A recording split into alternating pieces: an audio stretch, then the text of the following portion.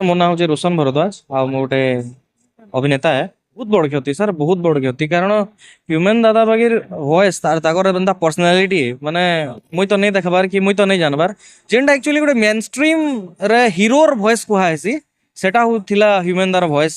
ଆଉ ସେ ଆଜି ଆମର ଭିତରେ ନାଇଁନ ଥରେ ଥରେ ତ ବିଶ୍ୱାସ ବି କରି ନାଇଁ ହବାର ଯେ ସେ ସତେ ନାଇଁନ ଗାଁ ବୋଲିକିରି।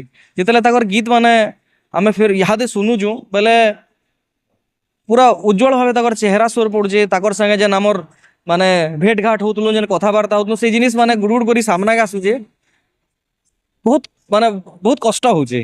तो प्रकृत रे सर से केते टैलेंटेड नहीं हेतिबे जे भाबुन जे आमर जेन उदित नारायण सर आसुतले आउ भी बड़ बड़ सिंगर माने आसुतले किंतु ताकर वॉइस रे एतकी जादू थिला जे से तांको रिप्लेस करि पारिथिले।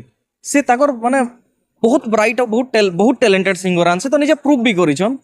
ଆଉ ଇହାଦେ ସେ ଜାଗା କିଏ ପୂରଣ କରବା ସେଟା ଗୋଟେ ପ୍ରଶ୍ନବାଚୀ ହେଇଯାଇଛି।